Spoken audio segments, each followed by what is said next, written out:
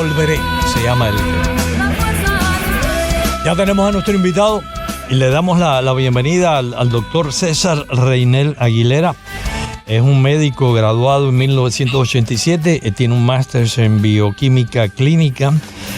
Durante 10 años trabajó como biólogo molecular en los centros del Polo Científico de La Habana y en la Universidad de Montreal. Por cierto, él vive en Canadá, está de visita en Miami. Es un excelente escritor, un formidable investigador, y me interesaba mucho conversar con él sobre un libro que publicó que se intitula El Soviet Caribeño, la otra historia de la Revolución Cubana. Buenos días y muchas gracias por estar con nosotros. Buenos días, Ricardo. Un honor y un placer estar contigo aquí. Bueno, muchas gracias. Me interesa, ¿puedo tutearte? Sí, claro. Claro. Somos cubanos, así somos los cubiches, sí, ¿no? Sí. Nos tuteamos. No te voy a decir hacer, pero te voy a tutear. Oye, César, interesantísimo el libro, y estuve viendo, te estuve rastreando por internet, entrevistas previas que te han hecho. Me interesa mucho esto que tú planteas y es resultado de una investigación de que el Partido Comunista de Cuba siempre, más o menos lo interpreto yo así, yo no sé si tú lo dijiste así exactamente, tú me corriges si estoy equivocado, siempre tuvo como objetivo la toma del poder en la isla de Cuba. Había dos partidos comunistas, el partido oficial, y había como una organización secreta que tenía como propósito influir en la sociedad, y en algún momento decidieron que Fidel Castro era el hombre que debía de asumir el poder por ciertos dotes perversos, creo yo, y estoy seguro tú también, que tiene o tenía Fidel Castro, sobre todo en su juventud, de liderazgo. No sé si te interpreté bien lo que tú dices en los libros, pero tú me amplías. Eso está perfecto, esa es la interpretación esencial del libro, ¿no? El Partido Comunista pagó precisamente por su carácter dual, ¿no? Por ser una organización política de un lado y del otro lado ser una organización de un aparato de inteligencia. Pagó un alto precio político cada vez que en sus decisiones, en las decisiones del partido, pesó más el interés del aparato de inteligencia que el interés de la organización política. Hay tres ejemplos clásicos, ¿no? Fue la expulsión de Julio Antonio Mella en el año 26, la negociación con Gerardo Machado durante la huelga general del 33, que fue un descrédito para ellos, para los comunistas, y después la alianza compatista en 1938, siguiendo las indicaciones de Moscú, lo que se llamó el Frente Popular, ¿no? Y bueno, eso trajo un costo político enorme. El partido fue completamente desprestigiado, ¿no? Pero al mismo tiempo, durante todos esos años, su aparato de inteligencia había sido capaz de penetrar la sociedad cubana a todos los niveles que puedas imaginar, ¿no? Estaban en el teatro, en los hospitales, en las estaciones de policía, en el servicio de inteligencia militar, en la policía judicial, en todas partes tenían hombres. Eso es lo que yo he logrado recopilar y demostrar en el libro como bibliografía, dicho sea de paso, que la mayor parte de las veces de ellos mismos. Entonces, ¿qué pasó? Que ellos tenían un excelente aparato de inteligencia capaz de maniobrar muy bien dentro de la realidad política cubana, pero no podían acceder al poder de forma abierta porque estaban desprestigiados. Cuando llega el golpe de Batista en el año 52, ese desprestigio incluso aumenta, porque la gente dice, este hombre que acaba de dar el golpe de Estado es el mismo tipo con el que los comunistas se aliaron en el 38. Entonces ellos no podían, les hacía falta un poster face, un poster boy, una fachada, un caballo de Troya. Y a partir del análisis de la personalidad y de la proyección política, de las ambiciones políticas de Fidel Castro, en un momento determinado decidieron que ese era el tipo. La decisión probablemente fue de Flavio Bravo, que era el hombre que estaba llamado a ser el heredero del fundador de ese Partido Comunista, que dicho sea de paso no fue un cubano, fue un polaco judío enviado por el Comintern a Cuba. Se llamó Fabio Grovar y era el hombre que manejaba todo el aparato de inteligencia del partido y el hombre que escogió a Flavio Bravo como su delfín, o sea, como el sucesor de él en caso de que a él le pasara algo. Y es Flavio Bravo el que crea la generación del centenario y el que maneja de una forma secreta, discreta y distante, pero cercana a Fidel Castro y a Raúl Castro. Esa es la esencia. ¿Y en qué momento eran jóvenes Fidel y Raúl? Sabemos que Raúl... Fidel Castro entra en la universidad en el año 45. Ya para el año 48, cuando él va al Bogotazo, ya él está siendo manejado por los comunistas. Y Raúl Castro llega a la universidad alrededor del 50 y en realidad no llega a la universidad. Raúl Castro nunca se graduó de bachillerato, nunca fue graduado de preuniversitario, high school, como se le conoce aquí, y en realidad fue a la Universidad de La Habana a estudiar una carrera técnica porque no tenía el título de bachiller. Pero fue ahí donde lo empezaron a trabajar a Raúl Castro en el 50. Fidel Castro lo empezaron a trabajar en el 45 desde que entró en la universidad. Y ya para el 48 era un hombre controlado por ellos. Y Fidel Castro, ¿tú crees que lo reclutan ellos? No, Fidel Castro obviamente siempre tuvo desmedidas ambiciones de poder, pudo lograr poder. Estábamos hablando, tú estabas hablando de que Flavio Bravo estudió esa personalidad narcisista de Fidel Castro, ¿no? El estudio lo hace fundamentalmente Alfredo Guevara. Alfredo Guevara. Pero Alfredo Guevara era un hombre de Flavio Bravo. Alfredo Guevara entra en la universidad diciendo que él tenía ciertas afinidades, ya era comunista, ya estaba reclutado, pero decidieron usarlo como criptocomunista, o sea, como un comunista escondido que no decía que era comunista, pero que mostraba ciertas afinidades, digamos, cierto entendimiento con los comunistas. En realidad era un agente del partido. Era un fellow traveler. Él se mostraba como un fellow traveler, pero sí era un agente, ya estaba reclutado, lo reclutaron en el 46, le dieron la militancia en el 46, pero como era manerado y posiblemente homosexual, sí, Alfredo Guevara, y Alfredo Guevara decidieron usarlo como agente secreto, ¿no? Como lo que se llama un agente apuntador, que es ese tipo de persona que sabe dónde ubicar los intereses él habla con otras personas y haciéndose pasar por no comunistas, ¿no? Logra información de esas personas y evalúa si esas personas son reclutables o no, y si son reclutables entonces le dice al partido, esta persona es reclutable, eso él está apuntando hacia esa persona, por eso se les llama agentes apuntadores, ¿no? Y él fue un genio haciendo eso, lo hizo toda su vida, ¿no? Y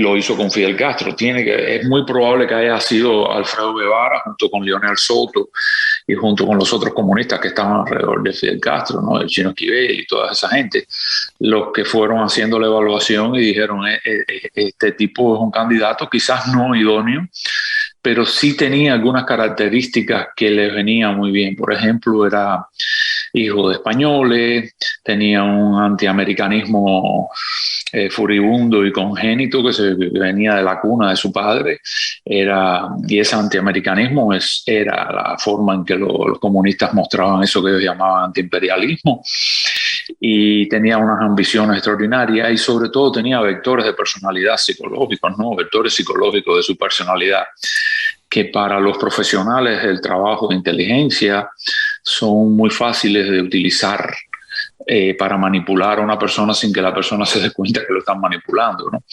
Y la paranoia, la megalomanía, los complejos, todos esos vectores son muy fácilmente utilizables por los agentes que han sido entrenados en el manejo de esos vectores psicológicos. Es algo similar, perdón interrumpir, mientras me describes esto con tanta claridad, con tanta elocuencia, estoy pensando en Hugo Chávez también, que entonces, pasando el tiempo, Fidel Castro hace lo mismo con Hugo Chávez, lo identifica igualito.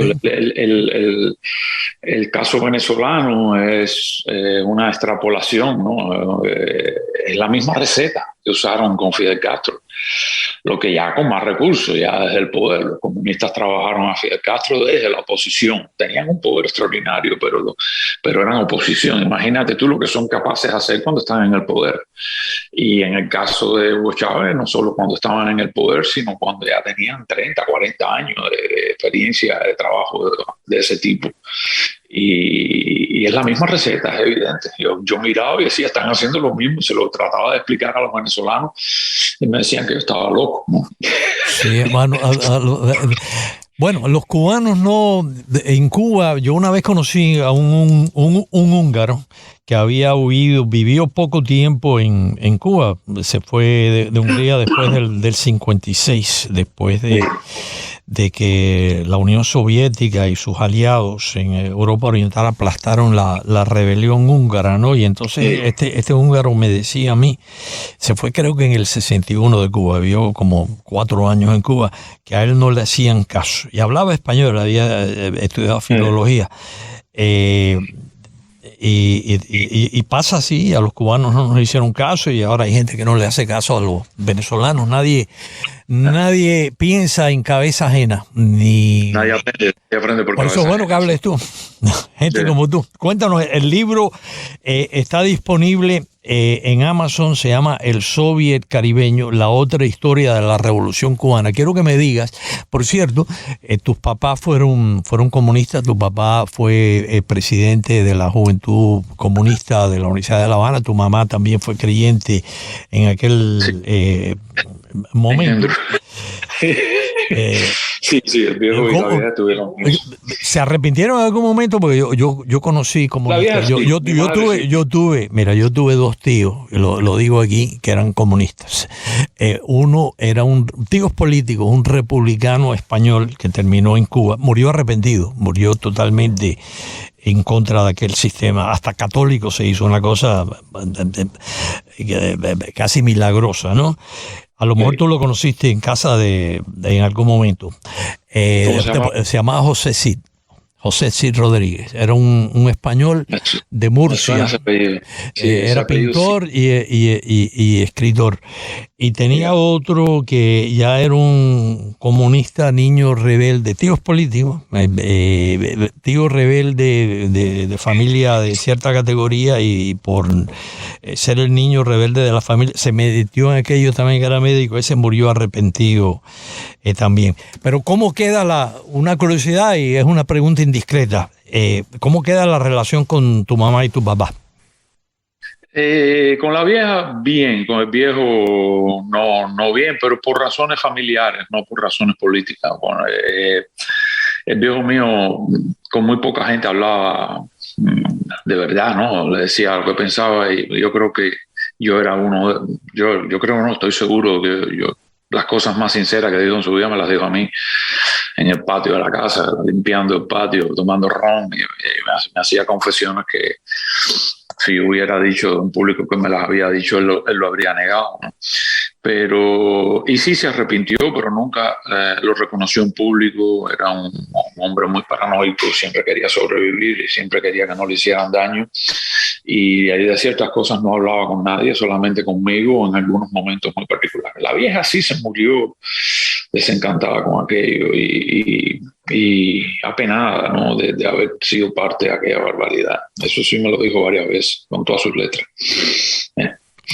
Oye, cuando Fidel Castro ingresa en el Partido Ortodoxo, para aquellos que no conocen estos detalles, el Partido Ortodoxo fue fundado por un político muy polémico, muy carismático. Hay quien decía que estaba mal de la cabeza, que se llamó Eduardo Chivas, parte de una familia millonaria, pero era un tipo populista. Se suicidó. No hay tiempo para explicar todo eso, pero cuando Fidel Castro ingresa en el Partido Ortodoxo, y era comunista, según nos dice, tú lo hace para infiltrarse. El Partido Ortodoxo es en el 47. En ese momento los comunistas todavía lo estaban trabajando a él. A Fidel. Yo no creo que en ese momento él estuviera ya, como se dice, enyuntado con ellos, ¿no? Pero él se mete en el Partido Ortodoxo porque a él le va muy mal en las elecciones estudiantiles en la universidad. Sí. Nadie votaba por él. y él formaba parte de los grupos canteriles de la UIR, era parte de la UIR. Y cuando le fue mal en la política universitaria, ¿no? Se metía en todas partes, se metía donde quiera que hubiera un chanchullo, él estaba ahí. Y se mete de inicio en el Partido Ortodoxo, pero no le dan bola. Solo después, yo me imagino que quizás a través de los buenos favores de Alfredo Guevara, que durante un tiempo fungió como secretario personal de Eduardo Chivax. Mira, yo no sabía eso, que Guevara había sido, por cierto, Alfredo Guevara era un intelectual cubano, estuvo a cargo después de que llegara la noche de todo lo relacionado con el cine cubano, acompañó a Fidel Castro en el viaje a Colombia en 1948, cuando se produjo el Bogotazo. Vamos a una pausa. Quisiera que me hablaras de esa participación de Fidel, lo que has investigado y lo que has podido confirmar de la participación de Fidel Castro en el Bogotazo en 1948. Yo he escuchado versiones de que incluso Fidel Castro participó en la quema de una estación de policía. No sé si eso es verdad o no. Sí hablé varias veces con Enrique Ovares, que también estuvo en aquel viaje, un fallecido. Yo lo cito mucho. ¿Tú lo citas, Enrique? En el libro, muchísimo. Quiero que nos hables de eso al regreso, por favor. 7.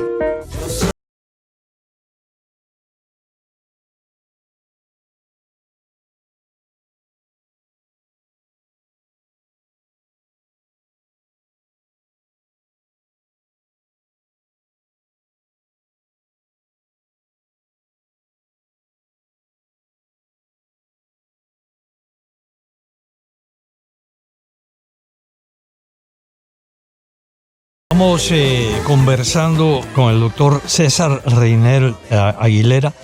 Es escritor, excelente escritor, y sobre todo en una disciplina muy difícil que es la investigación, ¿no? También tú has escrito literatura también.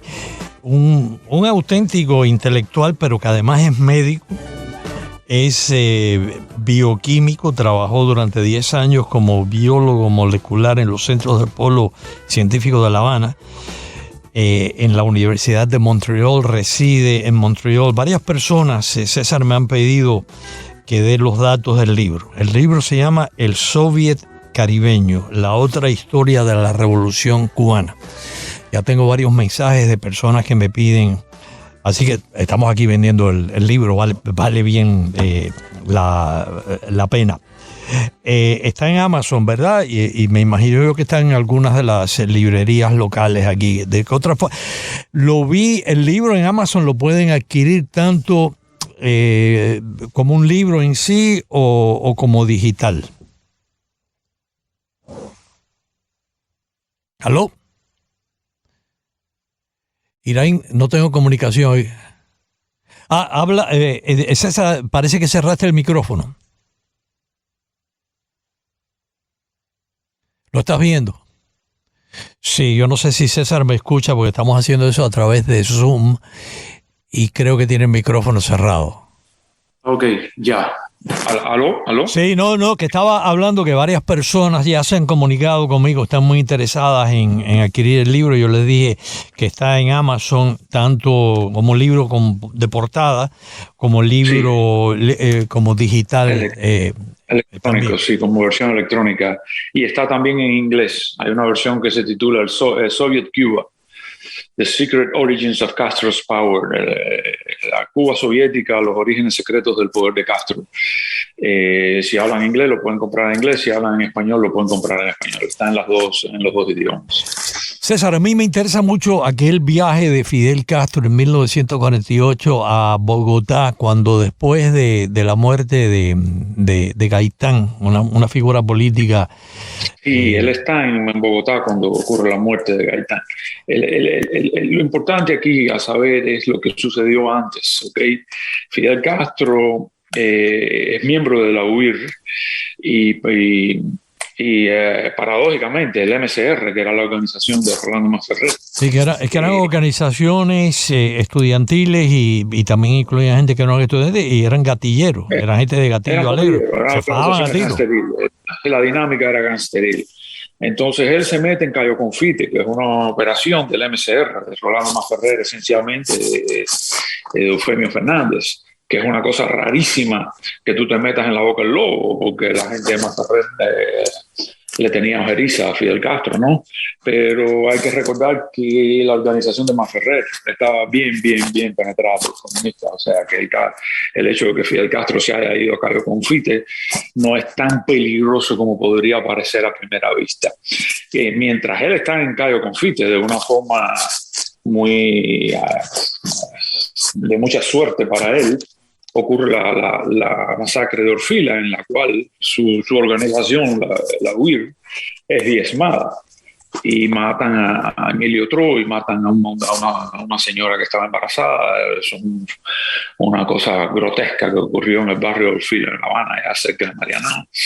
¿Y qué pasa? Que después de Orfila se cargan, o sea, asesinan a varios estudiantes que estaban vinculados a una u otra. Hay una ola de asesinatos y eventualmente matan a Manolo Castro. Sí. Manolo Castro, que no tenía ninguna relación de familia con Fidel Castro, era el presidente de la FEU, o había sido el presidente de la FEU y ya estaba haciendo alta política, y era uno de los líderes del MCR junto con Rolando Masferrer.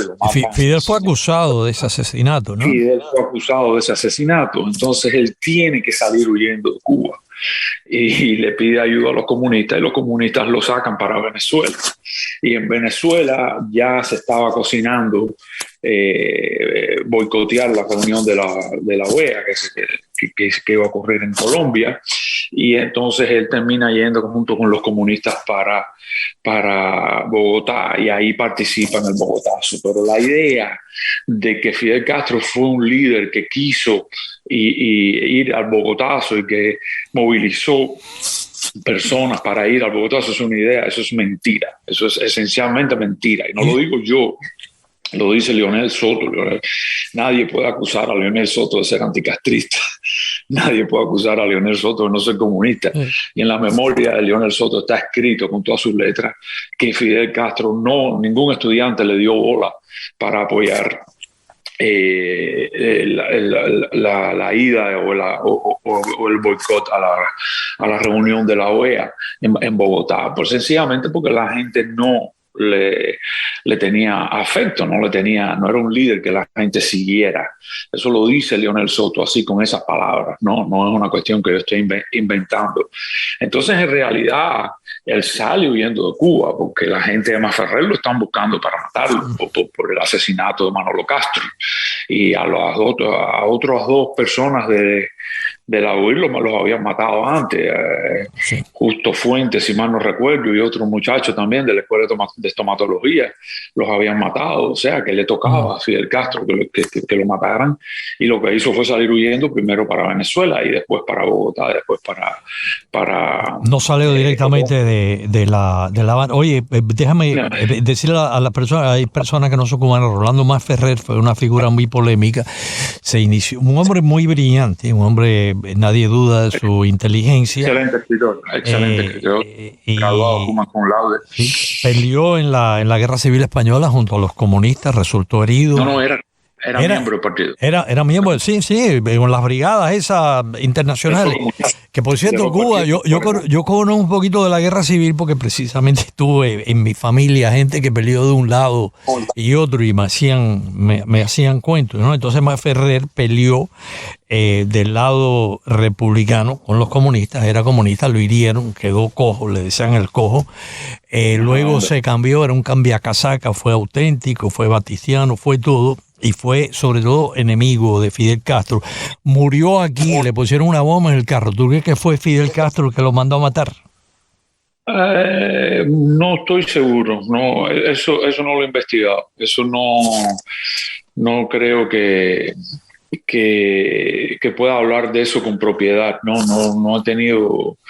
yo sé que ahí había asuntos de droga, había organizaciones que es lo que he oído, ¿no? Y la verdad es que no lo he investigado, no sé, pero yo sí sé que los comunistas podían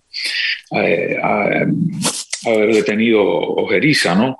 El problema con Masferrer es que por mis investigaciones de la actividad del aparato de espionaje, del aparato del trabajo de inteligencia del partido, yo he llegado a comprobar que al menos, según ellos mismos, según la historiografía castrista de los comunistas cubanos, ellos llegaron a tener al menos 3 hombres metidos en el entorno cercano de Masferrer, o sea que lo tenían penetrado. Cuando tú tienes a un hombre de la magnitud de Masferrer penetrado, tú no te interesa matarlo, todo lo contrario, porque hay muchas cosas te interesa manipularlo.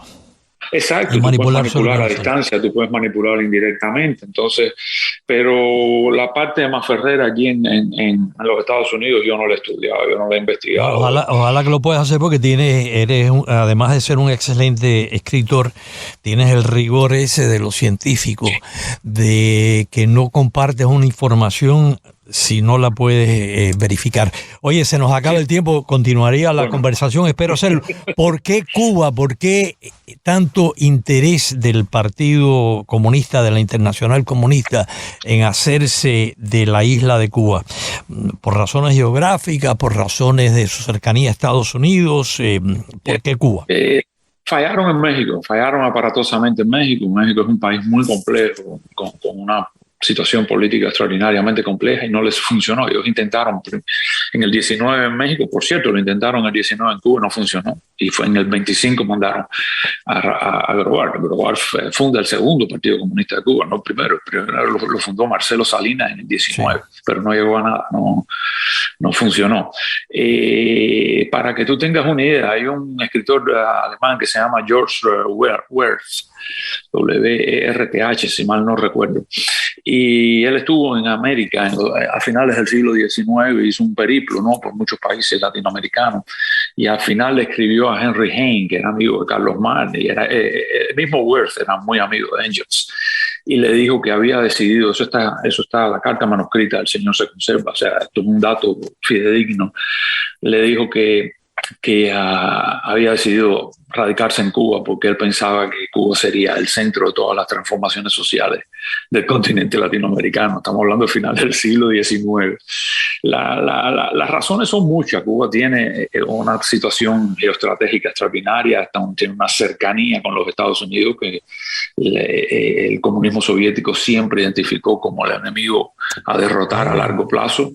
En la industria cubana, en Cuba se dan dos cosas que en el momento cuando los comunistas empiezan a trabajar en los años 20 ya era casi un axioma leninista, y es aquel invento de la Alianza Obrero-Campesina. Si tú miras las dos grandes industrias cubanas, el azúcar y el tabaco, en las dos hay una fase agraria y una fase industrial que están completamente interconectadas. O sea, sí, hay muchos elementos que permitían pensar. Se atribuye, yo no he podido verificar esto a Jefferson, que Cuba, yo no sé si lo dijo o no, era la manzana que les iba a caer en las manos. Bueno, yo lo que sí creo que eso es lo que pensaban los comunistas. Oye, se nos acaba el tiempo, vamos a ver si continuamos esta conversación. Y feliz viaje de regreso a Canadá. Vives en Montreal, ¿no? Sí, en Montreal, Canadá. Una de las ciudades más bellas que hay en el mundo. Felicidades por eso. Gracias.